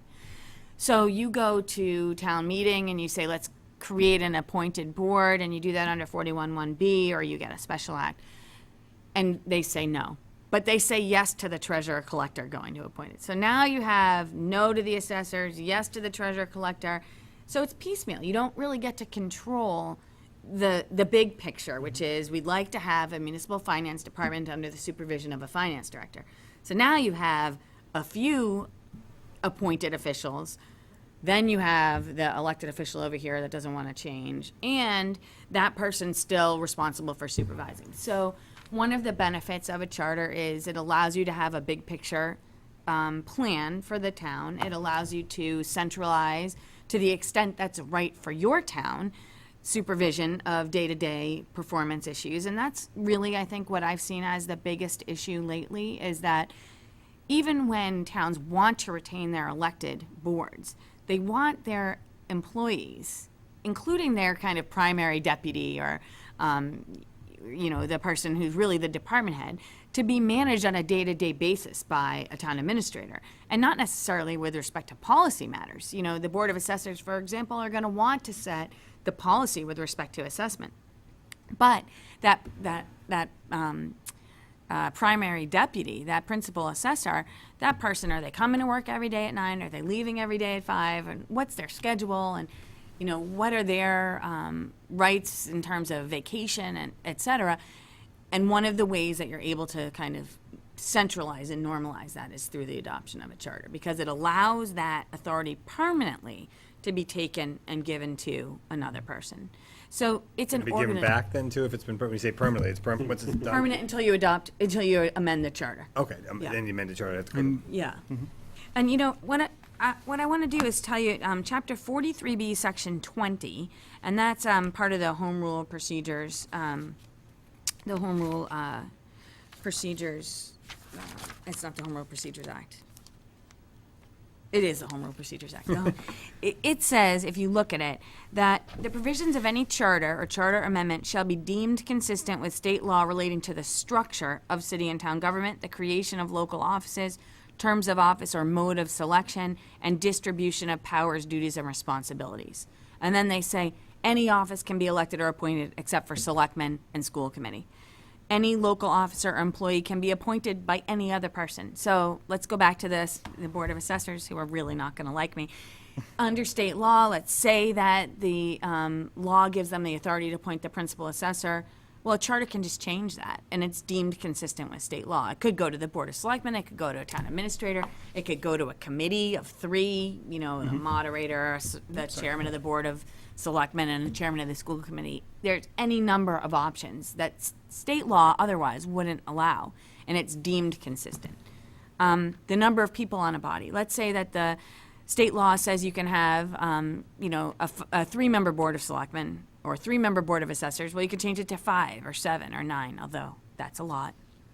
For any office, any term of office, except that it can't be for more than 5 years. So just for example, sometimes it'll say that someone can be appointed under state law for a term of 1 or 3 years. Well, maybe you don't want any term at all, so you can change that with a charter. The merger or consolidation of 2 or more offices, and one of the ways that you see that happen is oftentimes in the land use area, you might have the person that's kind of running things for the boards, the planning board, the zoning board, and the conservation commission, be like a 1/3, 1/3, and 1/3 person. Well, you could actually create a planning coordinator or a land use coordinator, and that job could have the official responsibility for providing support for those other things, rather than kind of doing it on an ad hoc basis. And the other thing that you could do is you can divide power. So, we just talked about, like right now, under state law, it says the Board of Selectmen sign warrants for payment. Well, you can take that little sliver of authority and you can give that away. You could give it away in whole, or you could give it away in part. So that's another thing.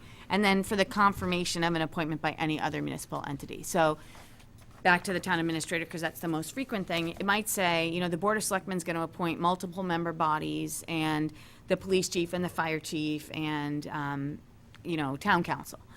But it might say that the town administrator will appoint X, Y, and Z positions subject to the approval of the Board of Selectmen.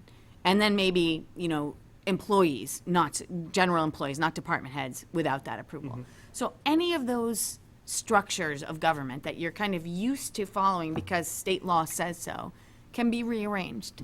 And I think a lot of times communities will figure out, oh, we've been doing it differently than what state law said anyway. Yeah. So we'd rather have our actual document that says who we are as a community reflect what we actually do, rather than have it be kind of that we hope the next board that comes along, or the next Board of Assessors, that they go along with the construct that's been adopted in the past. So is it just a presumption that what you're, 43B20, is it a presumption that what you're doing is okay, or is it what you're doing is okay? Under 43B20, Yeah. So- it's deemed consistent with state law. Okay, so we could do some crazy thing where the town clerk signs off on site plan approval, where it currently, under 81P or whatever, that's with the planning board. Could we Yeah. give that to a town clerk under a charter? You know, you might be able to. It depends. Planning board, it's funny I'm because not thinking about that. there's Yeah, I was gonna say, you shouldn't even, but I get where you're going. You're gonna have a tough time. Don't get excited, Sean. You're gonna have a tough time getting 3 votes. there was an effort. There was an elected charter commission in Plymouth. Plymouth has had several elected charter commissions, but there was one a few years ago, and I'm dating myself because I was pregnant with my youngest son, I believe, and now he's 5.5. So I think it was about 6.5 years ago, and they started talking about creating kind of a super planning board, a planning board that did a lot more than the planning board would do under state law, and about taking various decisions and kind of giving it to the planning board. And there was really nothing that I could find doing legal research or talking to the Attorney General's office that said that that wasn't okay. I think that's the kind of thing where you would want to back out and look at the practical implications. Right, yeah. What's the different experience? What's the function of the clerk? And looking at those types I of was things. taking the most Yeah. ad absurdity and arguing that Exactly, point, but I think it's good because it illustrates a point in that it really is about what's right for your town, and that's what's kind of nice about having a charter is that you can vary things if it makes sense to do so.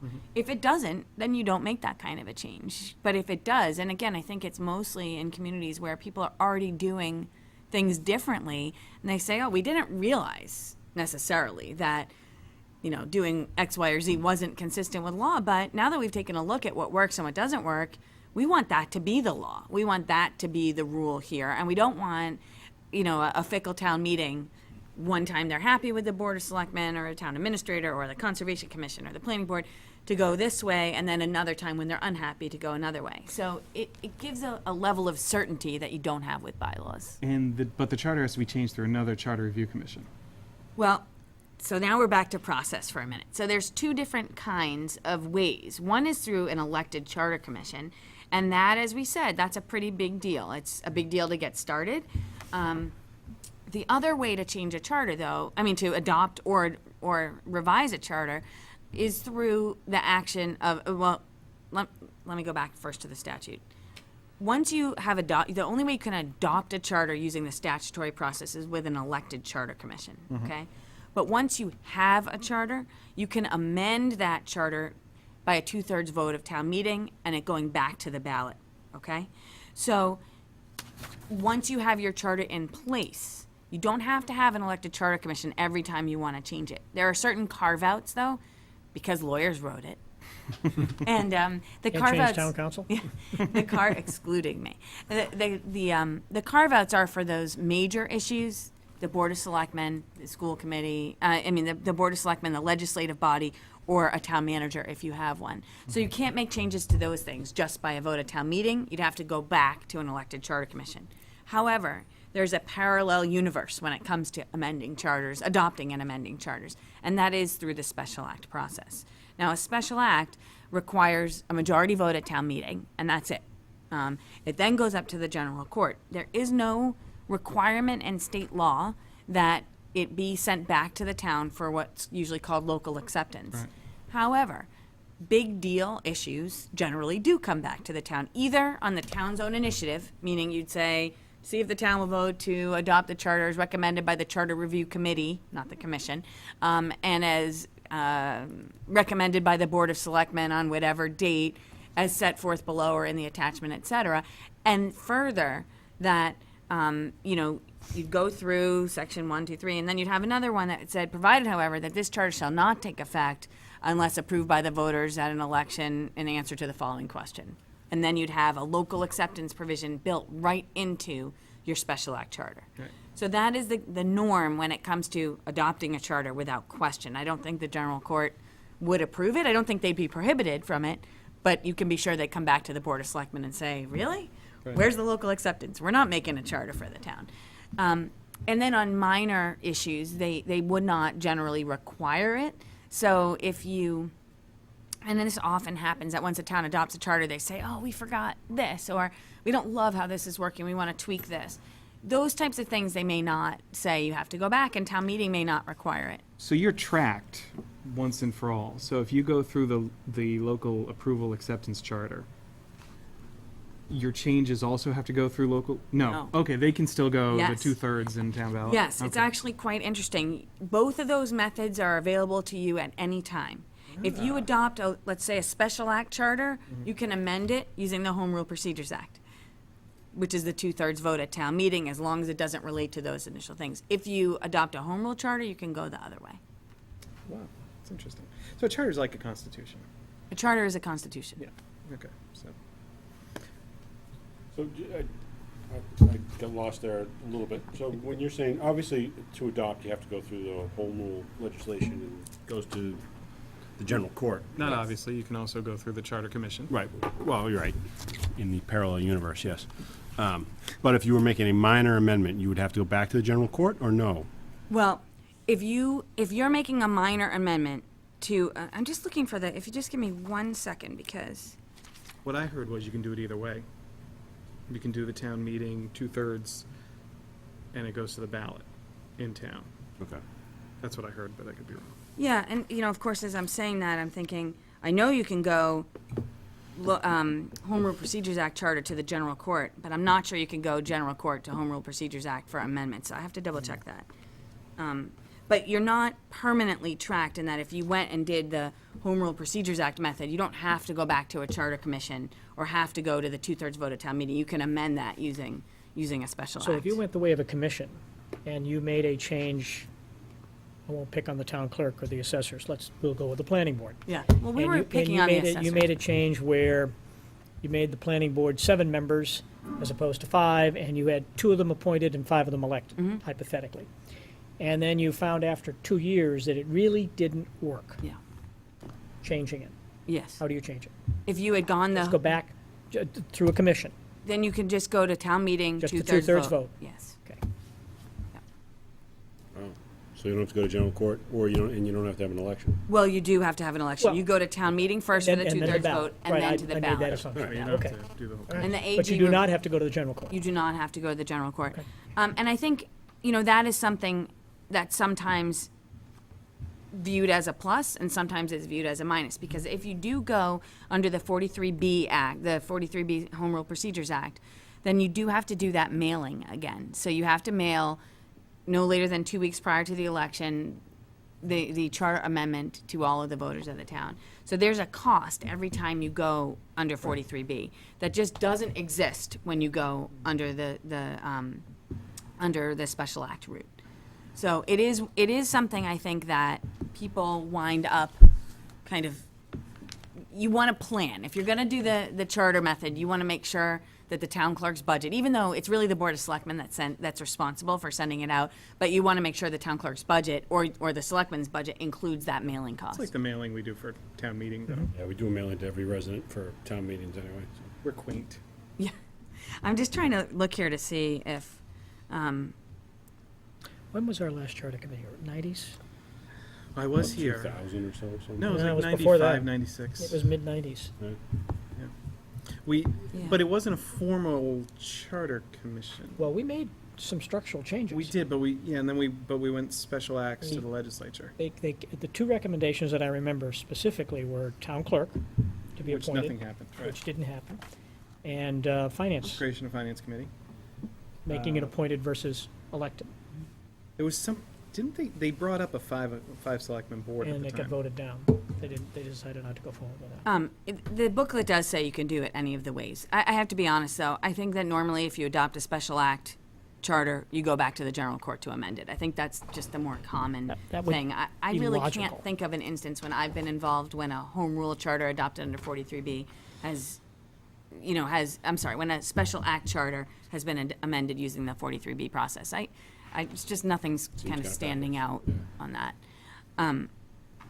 The Board of Selectmen, the change to the Board of Selectmen, that is something the AG actually, it used to be allowed to be done by bylaw, and the AG would consistently approve bylaws that change the size of the Board of Selectmen, but they've come down, unequivocally to say that has to be done either through a special act charter or through 43B charter commission. So that's the kind of serious amendment that can only be dealt with in one of those 2 methods. Okay. This has been very helpful. And we had 2 special acts 2 years ago to create the districts. Right, so we created a sewer district downtown and a waste, stormwater district. Yep. And we did a DPW through a special act. Yep. So those could have been done at town meeting and then town election ballot, if we'd had a charter. If you had a charter, yes. One of the things, and I don't know if you've seen this, but I did also send this as part of what I sent earlier. This is a chart that's been put together. Have you seen it? No, not yet. By, I think it's FOG is the name of the group. It's at the Mass Municipal Management Association, so it's the managers, and they have this group that goes around. They're quite interesting, and they're actual managers who come in and kind of talk about their towns and how things work there. But they did a chart that shows basically the different kind of continuum that various towns are on. And so part of the thought process about a charter, when you look at it, is you go from an open town meeting with a 3-member board of selectmen and a town administrator with many elected positions, all the way over to a town council with a town manager and just a few elected positions. And how, really in between there is a policy decision about what's the best way for your town to operate. So do you have to, I know because there's Plan C, Plan City. That's, plans you can are do off the whatever, table. It's whatever you want. Yeah, the plans are gone. So now, it used to be that there was Chapter 43A, I believe, set forth the 3 different, not 3, it's a bunch of different Yeah, it was like plans. 5 of them. or Yeah, I something. think I think was the final one. So, but those plans they're no longer even available because these 2 methods for amending the charter exist. Now, that doesn't mean that towns haven't modeled their forms after that. I think if you're thinking about doing a charter review, what I have recommended in the past is, one, you take a look at what your systems are right now. Like, what's your own flow chart look like? And what works? What do you think would be possible to improve? And then you have to ask whether that's something that requires a wholesale action, where you take a top to bottom view and you do the whole thing, or whether it's something that, one smaller special act might solve that problem or not. I'm thinking in Douglas, they did a town administrator special act, but that also included the creation of a finance department. And that's really all the selectmen wanted to do. They had, I went out and I talked to them very much like this, and they did their own review, and they came back and said, no, we don't want to go through the whole thing. We like the way virtually everything operates, but we want this finance department, and actually, we want our board of assessors to be part of it. We want our treasurer and collector, but we want their people to be supervised on a day-to-day basis by a town administrator. Westwood, who they did a kind of similar thing, but they already had a charter, but they didn't want to make any boards appointed, but they wanted that centralized day-to-day oversight by a person who's paid to do that versus, volunteer boards who really aren't or weren't in that instant present on a day-to-day basis. And they love their elected boards, and they think their elected boards do a great job. So it's really a matter of kind of looking at, is there something that's so significant that you really need to move on the continuum either here or in all the different places? And if so, is it a good idea to take a single action? There's another town where they continually talked about changing various things. The treasurer collector, board of assessors, creating a town administrator, and they put it through in a piecemeal way. And a few of the things passed and a few of them failed. And I think they thought they were going to go to town meeting and everyone was going to vote in the same way. If they buy that the treasurer should be appointed, they should buy that the collector should be appointed. But it didn't work out like that. And so they had a very kind of, over here it's done like this and over here it's done like this. I don't know if they regretted that or not, but it certainly didn't wind up with the holistic approach that they had thought they were going forward with. Do you have Falmouth as one of your towns? We don't. Oh, okay. They just, I think at their last election, they had some charter changes, and their Okay. ballot was 23 different questions on it, and it looked like a monster. That does happen. Southbridge just did 9 different charter amendments. And, sometimes once your charter is in place, and this is what we were talking about a little bit earlier, I think Watertown did that a number of years ago, too. They did question by question by question. But there are times when once you have your charter in place, you can see, all right, this is a policy decision. Are we comfortable with the policy that we have, or should we switch to this other idea? And so they are kind of separate from each other, and you are able to cast them separately. In other cases, there's really no point in it. If you're not going to have a municipal finance department, then why would you want 2 of the people to be appointed? What's the point of that? Now, maybe you do, but that might be the thinking. You know, if you want a department, create the whole thing. Don't pick and choose amongst various things.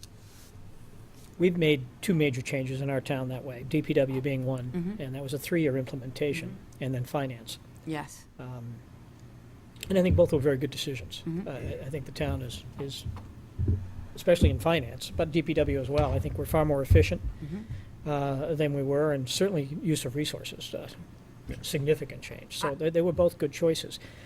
But, and I'm only speaking for me now, I like the democratic process. I like the elected official concept. I like the people having a say in the run of their town.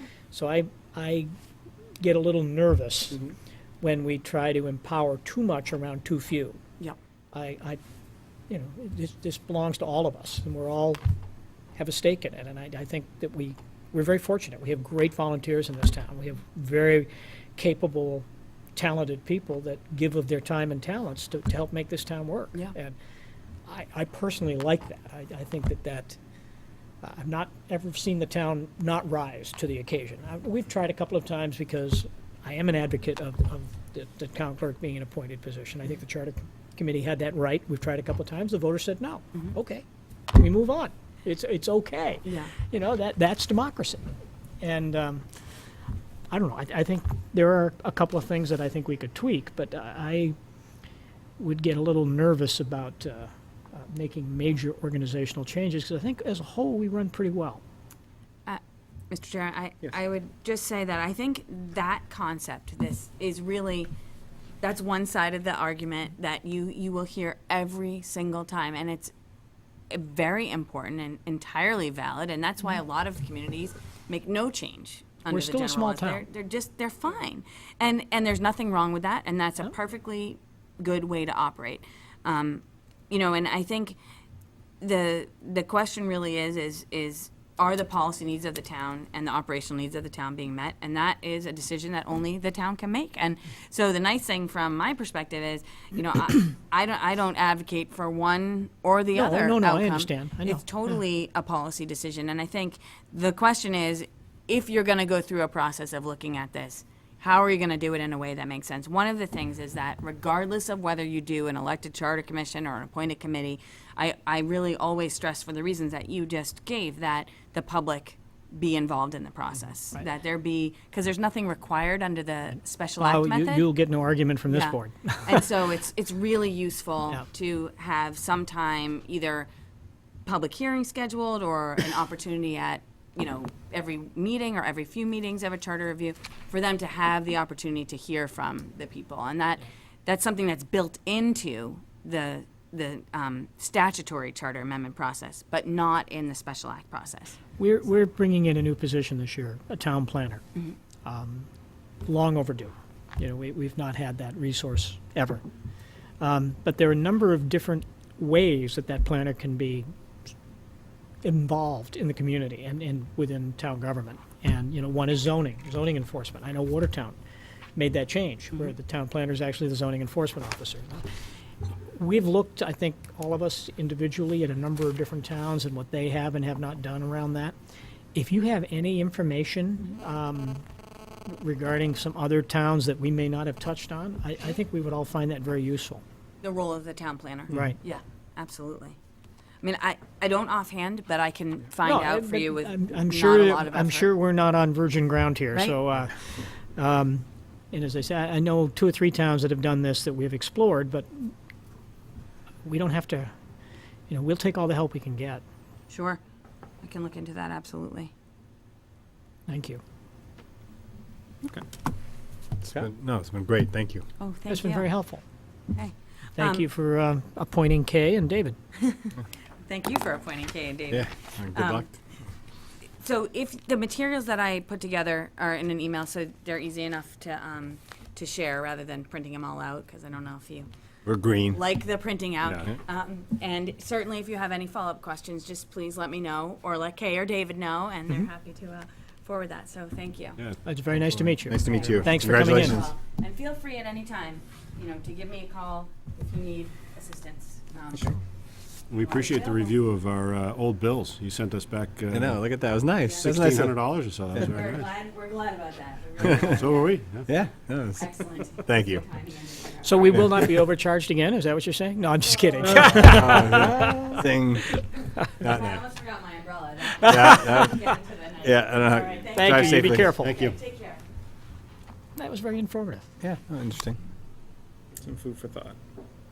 Yeah, it never hurts to take a look at, how you do things, but you have to be, Every 19 years, Jim, you should rip it up and rewrite it every 19 years. That's what Jefferson said. That's Living, stuck on a living, good breathing thing no one document. listened to him. what was that, Jeff? You stuck on 19 years? The only thing I mean, I guess I agree with you. I don't see anything around here broken. I think probably we have the same kind of issues that a lot of towns have. Is sometimes I'd like to see more candidates. Some of the, let's say this, I mean, the rec commission, for one, is, we tend to have empty rec commission, affordable housing, housing authority, I should say. We have no candidates for positions, and I guess that's a little frustrating, but I'm not sure a charter would fix that, but, Oh, because you're thinking maybe if you could appoint some people, I mean, instead of, Well, We've got plenty of appointments that go. yeah. and two, I was just Go thinking the same thing. unfilled. It's just, I mean, like you right, said. that's No, I true. agree. Appointments don't get filled either. so. Right, so it's not like we're having a glut of And, people. I and mean, the other watch out sometimes, you need to be careful what you start. And there is some strength in the concept of that if it works reasonably well, Yeah. don't break it. Don't mess it up. Yeah.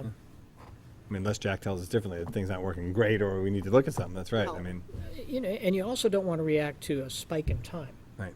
If there's a particular, sometimes things go very well and then another day they don't go as well. That doesn't mean necessarily it's broken. It just needs to heal itself You're in going to a give the number of different planner ways. any real authority, though.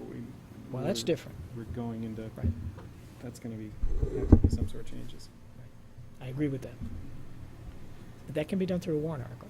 Oh yeah. Well, and a special act of the legislature. Right. And, So when we that's one thing I don't know the history of. When we created the municipal finance department, I know we made bylaw changes. Did that? There was an act, yeah. It was an Went act. through an act. Mhm. Yep. DPW was an act. Yep. We modeled it after Westboro, maybe? West something. Well, when we created the planning and development department, that was just that was a not an bylaw act. change. That was just a bylaw change. We That's could kind of settle a, that, you mean that sort of mirror image of, Let's not Yeah. linger on that one. I think the Red Sox Okay. are doing well. So, all right, Well, that was interesting. It was nice to meet her. yes, very nice. all right, so we'll chew on that. We'd love comments from folks. Your thoughts, as always. I'm sure you'll see him on the Norfolk net. Yes, comments. I'm certain. Perhaps we should do a cable show about it, Jack. I'd be happy to. That'd be great. Jim and I have done a couple. We've three maybe this spring. Mm-hmm. Anytime you're ready, I'm ready for you. Passive aggressive. I think so. I think he wants you. I think he's calling you out. It's okay, though. All right. Answer I'm me. ready. Yeah. So, we have some minutes. Do we have We do. minutes? Any problems with the minutes, Mr. Clerk? Me. No, I'm looking right at you. from that eye in the back of your head. Putting me in the conversation. Yeah, exactly. I move to accept the minutes of June 25th, 2013, regular and executive session, and July 9th, 2013. Second. Motion's been made and seconded. All those in favor say aye. Aye. Opposed, no. The ayes have it. All right. We do not have police contracts to deal with. Nope. We have lieutenant's contract. Will be presented at the next meeting. Okay. No issues there. Are there any other official actions? No. I Comments to be made? I have one just informational component. A citizen, I think you're all aware of some copies of emails, a citizen has offered to make a major contribution to rec. And in order for, one of the considerations associated with that is it's a pickle court. Did I get that right? Pickleball. Pickleball court. And Small tennis court. yeah, small tennis court. And they it would require for this to occur because the Board of Selectmen control the land for us to be, and one of the sites that's been mentioned as a possibility for that is Kids Place, which to me makes a ton of sense. So I know it's not on the agenda, and I'm not proposing that I'm just making sure we're all aware that that question may come to us, and because it can't occur without our approval in terms of the use of the land. But Kids Place would be a great location for it, assuming Rec chooses to go forward. Now, with it. does that have to go to a vote then, besides us? I mean, if we wanted to, Well, Rec would have to be willing, I mean, it's Rec's decision whether they want to do this or not. no, but I mean, the if we use of decide the to land the use of the land, would, just would us, be or does it have to apparently go our, vote? we'd need to approve the use of the land. Because it would still be for recreational purposes. That's the same thing as That's being. my interpretation. I'd run it by the lawyers, but that's Yeah. my guess. It's not a change of use. So Right, it's- exactly. Okay. Just information. I know Ian was gonna get the septic, the housing authority has some septic over there, so they were just gonna find out where that is. Yeah, if we do, would it be possible to transfer the land over? Some of it, is the septic so under the main piece of the land that it wouldn't, it just doesn't, to me, it looks like a problem transfer it waiting to the housing happen. authority? Yeah, give them the land their septic is on. Let them deal with the future problems. Yeah, I'm not sure. I've seen the plan, And there's a but right-of-way in I the can't middle of it. remember. There is, yeah. I can't remember. It's about a third, I think. I don't know. I don't It- think it's- I've ever seen a plan. Yeah, I think well, it's just I don't want to Leachfield? say that. It's a chunk of land but that, it's just Leachfield, right? yeah. Okay. It's probably with the grassy green area. Yeah. A lot of that's right there. No, seriously, the big hill, not with the apparatuses. It's right. I think somewhere. Well, actually, I think it's the other way around. You think? I'm thought- not I sure, know but I what you think- mean. It's all. Some days. Well, it would have to be because the system is on that side. The leach fields have to be off of the system. They got to be off of the junction box. The junction box distribution right in the box. middle of the trail. When I used to walk home from the train, right, I used to see those manhole covers, and we would have some bad days, and it was really bad walking down that trail. It's like, oh, okay. So I don't know what All happened. right, moving right along. Wow. Anyway, just a heads up that this question may be coming to us. Pickleball. Pickleball court. Yeah, it's a small tennis court. Paddle tennis, yeah. Kids Paddle play in tennis. school. Your kids Yeah, it's a play in cool school. game. Tucker and Emily did, so your kids did too. Okay. Apparently, I went to school before they. I mean, I didn't. I haven't played it either, Rob. I play tennis, so I have no problem with pickleball or tennis courts. But that's my own bias. I'm a tennis player. Well, the odds of your serve would be in most of the time. Look at it that way. Yeah. Hey, come on now. It's not like I'm a golf game. Most of the time it's in. It's okay. Anything else? No, I'm good. Just a couple of things. We had a fatality on the roads earlier this week or over the weekend. Not a Norfolk resident, but a 24-year-old who was a passenger of a vehicle driven by a 20-year-old who was the designated driver and viewed that 6 beers was okay to be allegedly. We have to say, couch all this with an alleged. But I think to me the most disturbing aspect of this, again allegedly, is that this was a party where there was some degree of supervision by adults. At least Not that's in what Norfolk, came no. in. Not in Norfolk. Party It's was not at in least Norfolk. was in the paper. Oh, I didn't realize that part had been in the paper. So Well, it was a party at Yeah. someone's house, so you would assume that adults have. Yep. So it's very important to, I think, for people to know what their children are doing. And I know it's hard to think of a 20-year-old and a 24-year-old as still your children. And the 20-year-old particularly is still a child, and it's tragic waste of life. Also, the person wasn't buckled, which is another. yeah, there were unfortunately, a lot of immature mistakes made. Yeah. So people keep an eye on what's And going texting, on. So no texting. And driving. texting while driving, allegedly, again. Yeah, it was a wake up call. Not that I'm texting, but I will admit I'm guilty of just looking at my phone to see if there is a message or something, and I won't do it anymore. I mean, that was really just and it's something I'm going to make a commitment with my kids that they're gonna buy into that too. It's It really hit home. I was driving home the other day, and one of the police officers who was doing a detail, I was looking at my phone too, because I thought I just had a call come in. So I had my phone up like this, and he's doing a detail, and he puts me over to the side. I was like, oh, geez, he thinks I was texting, and he didn't. He didn't say anything about it. He just was relaying some of the news about various things going on in town. But you really have to be careful about that, and it really hit home with a daughter I have who just got her license. And she's a junior operator, so she can't even use the phone while she's driving. But Which is a smart rule.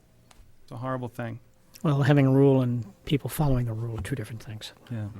Yeah, and my understanding, and again, all this is still under investigation and all that, but as you said, if the passenger, my understanding is that there was no speed involved in this. If the Seatbelt. passenger had been buckled, there's a good chance that there would have been a different outcome. And it's just, it's really. And the Sun Chronicle story was just appalling with some of the details. And there was another story out there somewhere too. But Yeah. so there's that. And then on the good side, you should take a drive down Seekonk Street. It is amazing. I was out walking on it on Saturday or Sunday, whenever, maybe it was Monday, I don't know. I was walking down Seekonk Street in the morning, and a guy stopped in the middle of the street. I'd never seen him before. I don't know who he is. He's probably watching, saying, "You idiot! I talked to you 2 times a year." Anyway, he stops in the middle of the road and says, "Isn't this great? Not a single pothole." It was The street was a mess. it was a mess. and Bob did a it- great job. Yeah, Bob did a wonderful job. He really did. Yeah. And the gentleman at work for him did a great job. So Yeah, I'd say Marty and Bob and Steve, and they were all out there. I saw them, they're really working hard in that 90, 95-degree heat. And some pavement, residents were leaving coolers by the road, which was really nice. I know they appreciated that, so that was coolers of water and Gatorade. It was Yeah, I had a greatly deep- appreciated. there was a detail cutting off Boardman Street out in front of my house on one of the days. So on Friday, I was giving the guy some water. Yeah, it was It was hot. awful, and it's 20 It was degrees really, hotter by really the hot. pavers. So it's, Unbelievable. So we will adjourn this evening to meet again on August 6th or thereabouts. August 6th. August 6th at 7 p.m. Hopefully in a joint meeting with the planning board. I move to adjourn. Second. Motion's been made and seconded. All those in favor say aye. Aye. Opposed, no. The ayes have it. We are adjourned.